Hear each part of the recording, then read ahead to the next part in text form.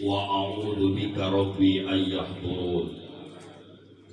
A'udzu bi kalimatillahi tammati min syarri ma khalaq. Bismillahilladzi la yadurru ma'asmihi syai'un fil ardi wala fis sama' wa huwas samiul alim. Bismillah walhamdulillah wal khairu wasyarru. Asyhadu an la ilaha illallah wahdahu la syarikalah zadan ni'ama min ibadihi syakur. Wa asyhadu anna sayyidana Muhammadan abduhu wa rasuluhu as-sabur. Allahumma salli wa sallim wa barik ala sayyidina Muhammadin wa ala alihi wa ashabihi wa tabi'ina lahum bi ihsanin ila yaumin nusyur. Hadirin jamaah rahimakumullah, kita datang ke tempat ini diundang oleh Sohibul Bait dalam acara tahlilan mengenang 40 hari almarhumah Siti Khairirah Hariroh.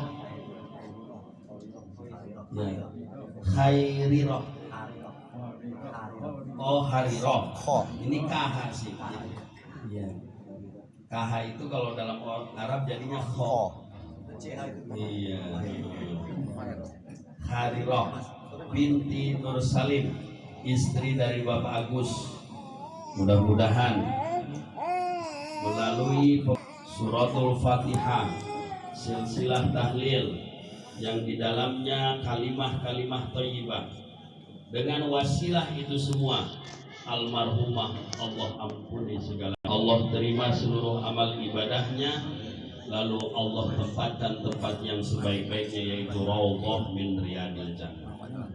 Keluarga, mungkin orang tua, suami, anak yang ditinggalkan, mudah-mudahan selalu diberikan kesabaran dan keikhlasan, menjadi motivasi untuk meningkatkan ketakwaan kepada Allah Subhanahu wa ta'ala. Hadirin jamaah takziah rahimakumullah,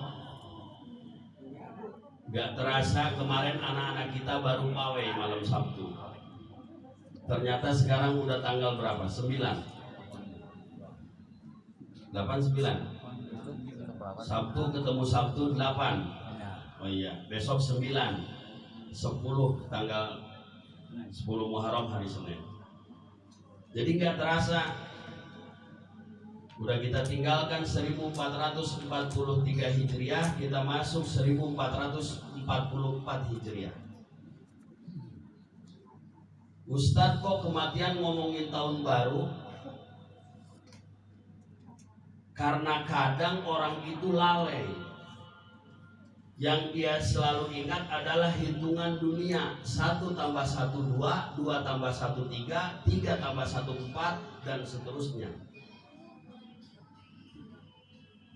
Maka ini harus jadi momen untuk introspeksi diri,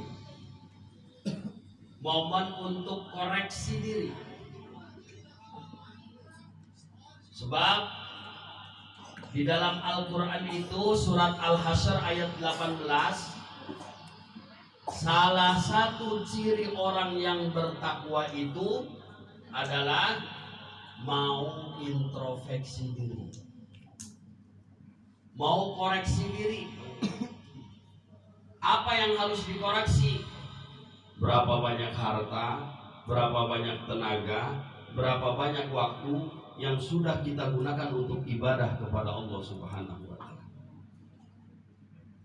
Sudah sejauh mana kualitas ketakwaan kita kepada Allah Subhanahu wa ta'ala. Karena di saat kita masuk tahun baru, termasuk ketika kita bertambah umur, maka itu hakikatnya adalah berkurang. Kalau kita akui bahwa hakikatnya umur kita itu berkurang, berarti lebih dekat kepada kematian. Jadi mensyukuri tahun baru, mensyukuri ulang tahun, ingat, jangan sampai poya-poya, hura-hura. Lupa sama Allah yang nitipkan umur sama kita. Jadi mohon maaf hadirin, kalau Allah jatahkan saya umur 95 tahun. Banyak amat Ustaz, giliran umurnya panjang. Allah titipkan umur sama saya umur 95 tahun. Kemarin tahun 1443 Hijriah saya umurnya 90 tahun. Begitu masuk 1444 Hijriah umur saya berapa? 91 tahun. Yang tadinya 90 jadi 91. Berapa tahun lagi saya hidup di dunia? 4. Begitu saya masuk tahun 1445 Hijriah, berapa umur saya? 92 tahun. Berapa tahun lagi saya di dunia? 3. Tuh, kudu ingat ke situ tuh. Begitu 1446 Hijriah, berapa umur saya? 94 tahun atau 93 tahun. Kan jatahnya 9, tinggal berapa tahun lagi di dunia? 2 tahun. Tuh, kudu ingat ke situ. Jadi patokan mati itu bukan berarti orang yang sudah tua, bukan orang yang sudah sakit-sakitan. Waktu romanya di dalam banyak yang kuat, yang dekat tembok, yang senderan ke tembok kata anak muda di sana. Romanya kita belakangan dia duluan. Belum tentu. Di tetangga kayaknya udah bulak-balik ke rumah sakit. Romanya kagak lama. Yang ngomong, yang segar, tahu-tahu inna lillahi wa inna ilaihi, kita nggak tahu. Maka persiapkan diri dari sekarang, introspeksi diri dari sekarang. Maka dalam surat Al-Hasyr ayat 18 itu, ya ayyuhalladzina amanu taqullah wal tanzur nafsum ma qaddamat liqad. Sadaqallahu. Wahai orang-orang yang beriman, bertakwalah kepada Allah Subhanahu wa taala. Wal tanzur nafsum ma qaddamat liqad. Lihat, periksa, koreksi, introspeksi diri apa yang sudah kamu persiapkan untuk kehidupan esok hari. Sekarang hari apa? Sabtu. Esok harinya bukan hari Minggu. Sekarang kita hidup di dunia, apa yang sudah kita siapkan bekalnya buat hidup di akhirat. Sebab cita-cita kita sebagai orang yang beriman, Rabbana atina fid dunya hasanah wa fil akhirati hasanah wa qina adzabannar. Kita selalu berharap dan memohon kepada Allah kebaikan dunia, kebaikan akhirat, dan kita enggak mau masuk surga, masuk nerakanya Allah, dan kita selalu minta, ya Allah masukin ke dalam surga. Maka tidak ada jalan lain. Kematian ini harus dijadikan pelajaran sama kita, harus dijadikan nasihat. Ketika ada anak-anak susah banget dinasehatin sama orang tuanya. Ketika ada istri dinasehatin banget. Atau sebaliknya suami dinasehatin istrinya susah. Jamaah rahimakumullah. Di dalam surat Ali Imran ayat 185 itu Allah Subhanahu wa taala berfirman, Bismillahirrahmanirrahim, kullu nafsin dha'iqatul maut wa innama tuwaffawna ujurakum yaumal qiyamah faman zuhziha 'anil nar wa udkhilal jannah faqad faz wa mal hayatud dunya illa mata'ul ghurur. Jadi ini ayat kalau mau diterangin lewat ceramah 2 jam gak cukup. Siap 2 jam? Siap kabur. Kalau 2 jam dari awal sampai akhir saya ambil. Wa innama tuwaffawna ujurakum yaumal qiyamah. sesungguhnya akan disempurnakan ujurakum, balasan